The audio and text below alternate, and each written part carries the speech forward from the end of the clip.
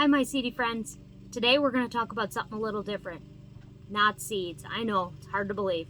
We're going to talk about preps for pets. So, a lot of us have dogs, cats, and if you want to be prepared, preparedness mindset, so if you're a prepper, you probably have food and water and medicine set aside for your family if something were to happen to them.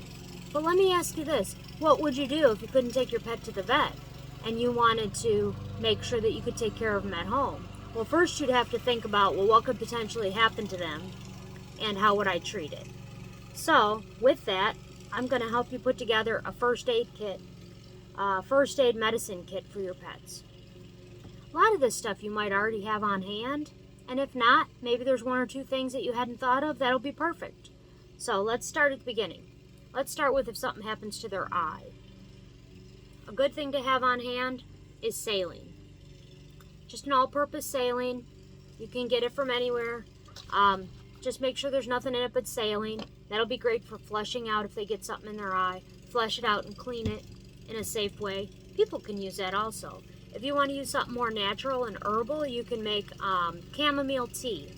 And you strain the chamomile tea, wait for it to cool down, and then you can flush their eye with that. Second thing I recommend you get for any type of eye injury is Terrimycin. Terrimycin can be bought at Tractor Supply. They sell it at most feed stores, and you can also order it online without a prescription. Terrimycin is an over-the-counter eye medicine, basically like a Neosporin or a triple antibiotic, but specifically for the eye. I wouldn't wait too long to get this. They are starting to pull a lot of medications off the shelf that used to be over-the-counter. So that's two things you could have if your dog were to get something in their eye, or your cat. Next thing is if your pet has an upset stomach or diarrhea. Well, if they have diarrhea too long, they're going to get dehydrated, so you want to stop the diarrhea.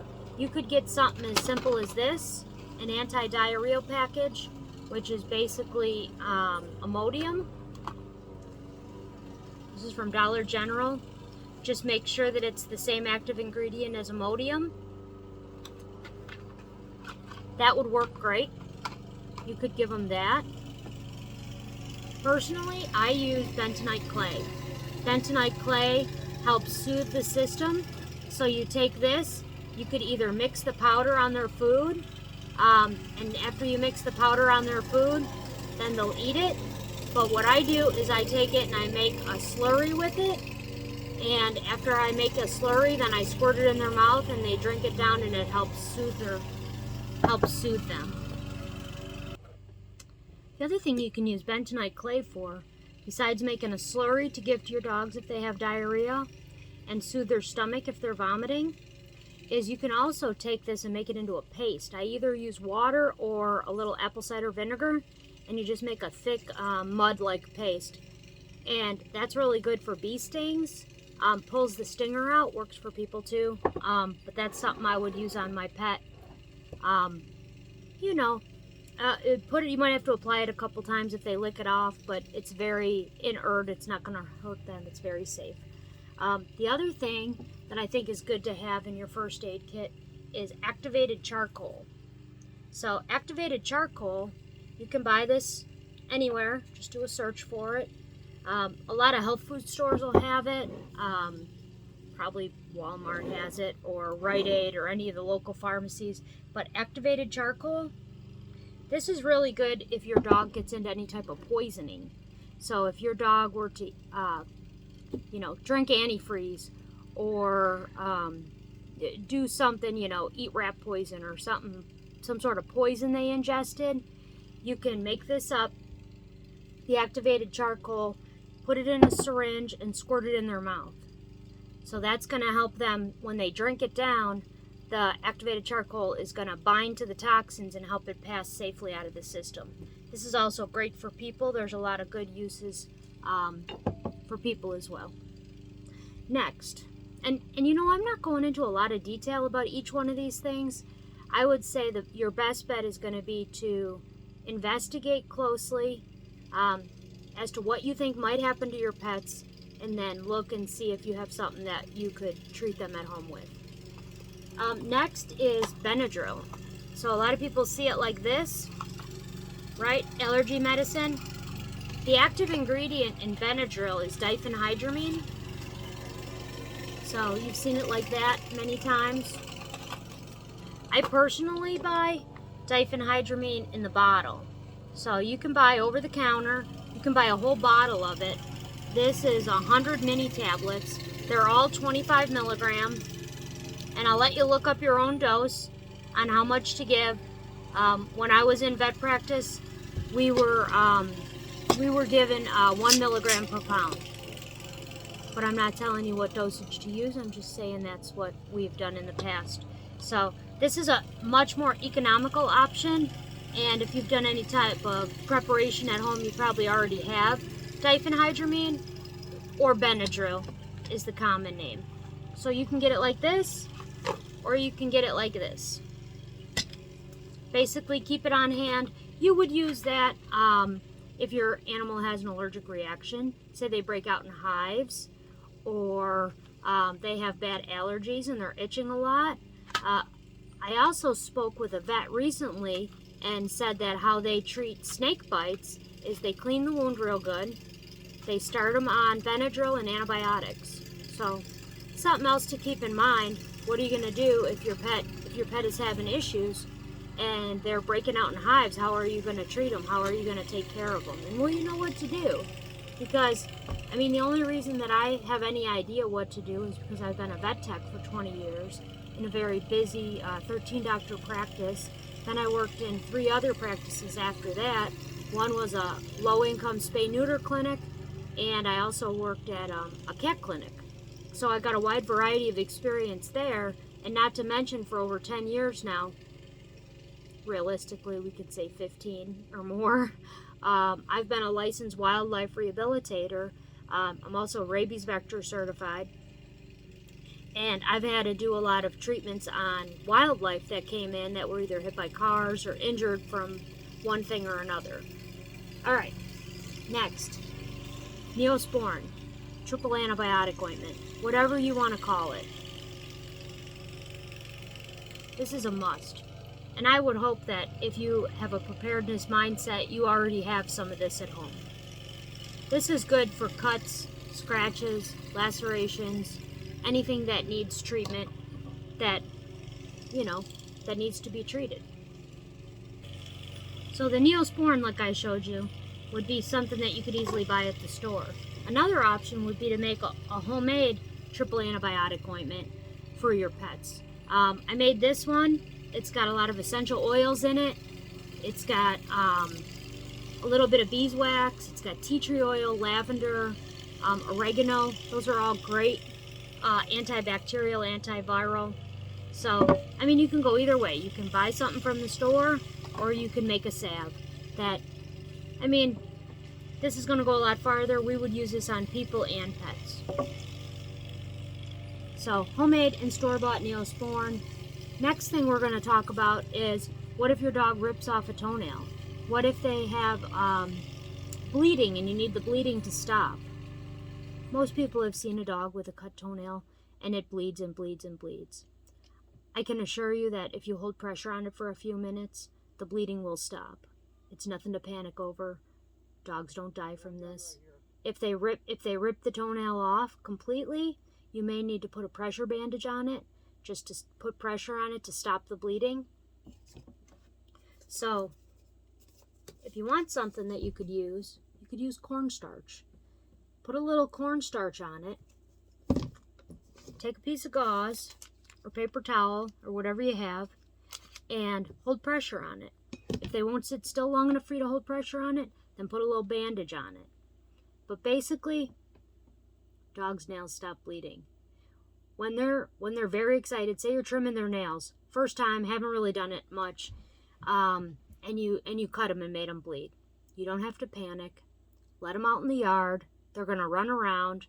As they run around, the best thing to do is play ball with them or get them running back and forth, because they'll actually get mud right in their nail, and that'll stop the bleeding. Also, when they calm down from the concern of having their nails trimmed, their blood pressure goes down and the bleeding stops.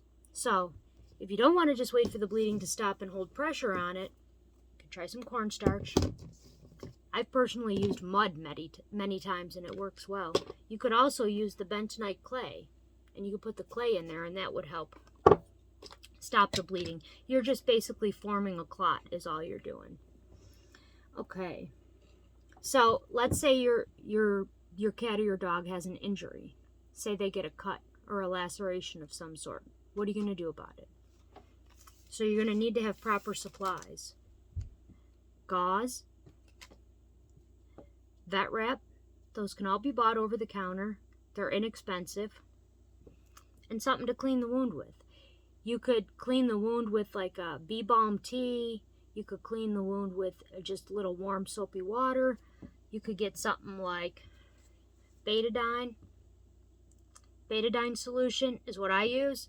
You just use a little bit of this mixed with a lot of water, very dilute, and you flush out the injury or the wound. Now, if you have a real hairy animal, you might need to take clippers. It's another good thing to have is a pair of clippers. Take clippers, clip the hair off around the wound or laceration, clean it real good, betadine, chamomile tea, soap and water, whatever you have. Don't use alcohol. Peroxide's fine. It's not as effective as betadine. Or Novosan is really good, or chlorhexidine. There's a lot of options. You're going to clean it, you're going to dry it, you're going to take your triple antibiotic ointment, whether it be homemade or store-bought, Neosporin. You're going to put a little bit on the wound, you're going to put a piece of gauze on it, and you're going to wrap it with vet wrap. So, basically, you're just putting pressure on it. When you put pressure on it, it stops the bleeding. You're putting the medicine on it so it doesn't get infected, and you'll probably have to change the bandage daily and keep it dry and check on it so that your pet doesn't chew it off. So there we have vet wrap, we have gauze, we have clippers, and we have some sort of solution, whether it be a store-bought solution or a natural solution.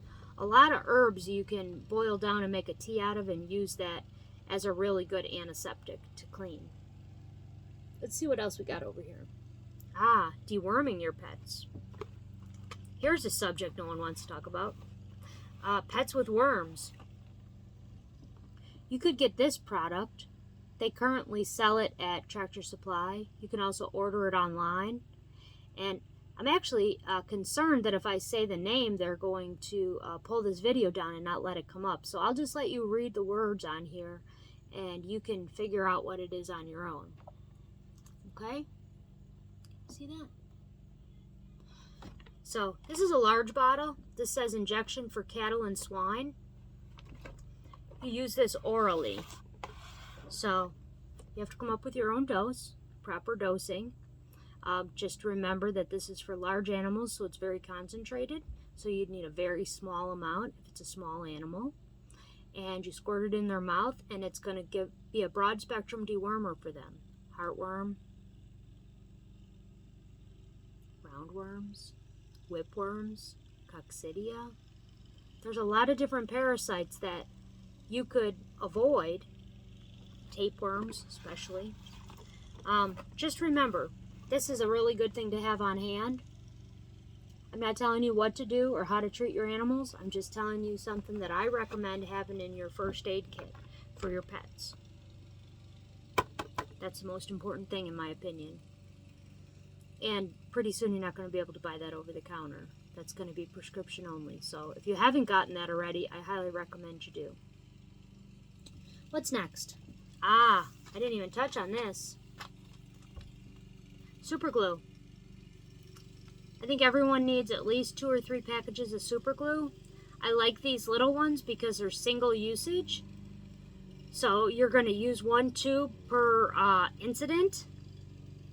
So remember when I was showing you the gauze and the vet wrap and the antibiotic? Well, if the wound is too large and you can't close it up with just a gauze and medicine, you may need to close it more surgically. And that's where super glue comes in. After you clean the wound, before you put the Neosporin in, you're going to want to close it. If it's a large gash or wound, put a couple dabs of super glue in there, pinch it and hold it closed, and then wrap it and put the Neosporin on top of it. With that said, there's very few wounds that won't granulate in on their own. So if you didn't have this, or you couldn't stomach this, or you don't have sutures or staples or some other way to close it up and you can't take them to the vet, and you put pressure on it and the wound just won't close up, put a pressure bandage on it. It'll stop bleeding. You may have to change the bandage more often. Put some sort of triple antibiotic ointment on it daily, as you change the bandage daily, and it will granulate in and heal. It's going to take longer than if you close the wound. So that's why I highly recommend that you have some super glue. Completely up to you, however you're going to do it. Let's see. Okay, next we're going to talk about pain management. If your pet is in pain, arthritic pain, or an injury, or pain for some other reason, I highly recommend everyone have a bottle of CBD oil. It doesn't matter if it's full spectrum. It doesn't matter if it's for pets. It does matter that it doesn't have a high level of THC in it.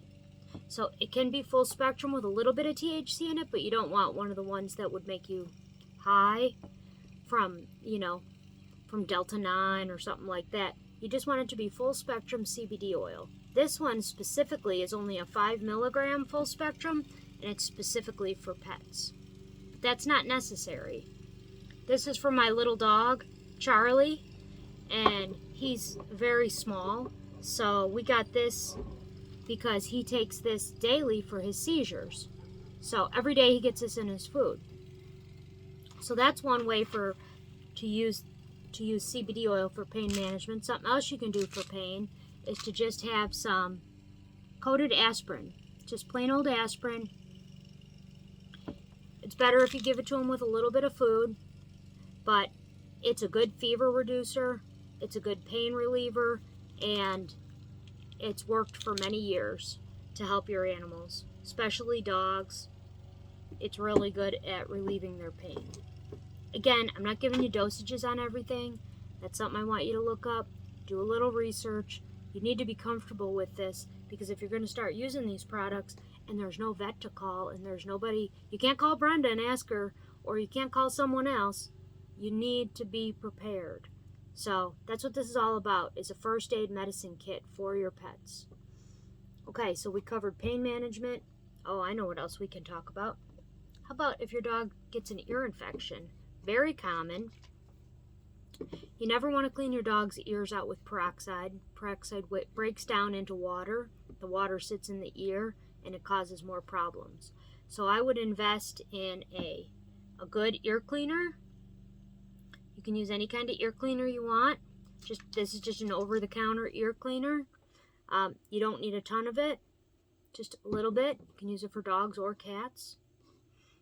So after you clean the ears out, then you need to medicate them. You may find this shocking, but triple antibiotic ointment can go right in their ears and help them. Now I know some of you are going to say, well, what if it's a fungus in their ears? Well, then that's not going to work. Then you'll need some sort of antifungal, like you would get for, oh, there's a grasshopper on me. You would need some sort, like something you would use for, like Lotrimin, athlete's foot. And that's something good to have on hand too, as an antifungal. Or tea tree oil, with a little bit of carrier oil in it. So you could do that with a little bit of olive oil, dilute it, put that in the ear. If your pet has ear mites are actually treated pretty easily. If you take a small bottle like this with an eyedropper, right? Say an empty bottle, and you put tea tree oil in it and a little bit of lavender, you're gonna maybe like 20 to 30 drops of each, and then you're going to fill it halfway up with olive oil, and you're going to use this eyedropper in the ears to treat ear mites. Right? You're just going to drop that in the ears, massage it around. Probably going to have to clean the ears regularly, which is why it's really good to have ear cleaner. They're going to shake their head a ton, but the tea tree oil and olive oil will definitely get rid of the ear mites. They'll fling it all over your house, but that is a natural way to treat the ear mites. What else? We talked about nail trimmers. It's good to have a pair of nail trimmers. It's also good to have a pair of clippers. You know, any type of clippers, whether you're grooming your pet or cleaning their butt because they've got a little poopy, or you want to get the hair out from between their toes, or they have some sort of cut or laceration or hair growing into their eyes. If you can't take your dog to the groomer, you better get ready to start taking care of it yourself. One last thing I want to add on here, and I know I could go into each one of these topics in a much greater detail,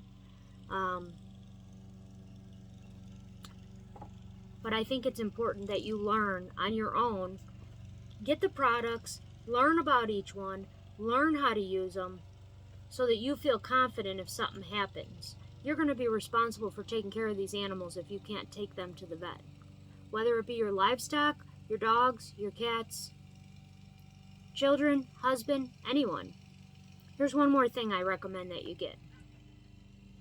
B12. This is an over-the-counter B12. Has an eyedropper inside of it. See? It's great. Actually tastes really good. This is human B12, liquid B12. It's one of the better ones.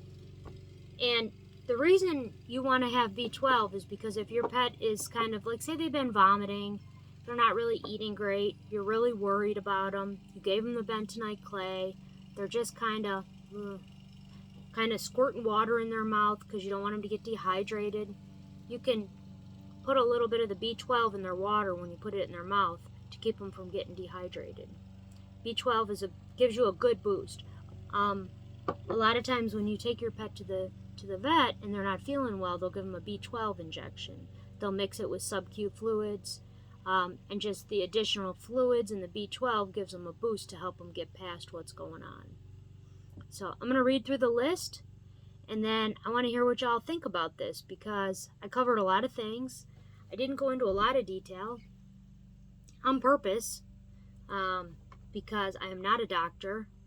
I was a vet tech for 20 years, still a wildlife rehabilitator for over 15, do a lot of care at home on my own, as natural as possible, but it's good to have some things on hand if for some reason you weren't able to take your pet to the vet. If for some reason you couldn't get them, you're going to be glad to have it on hand just in case.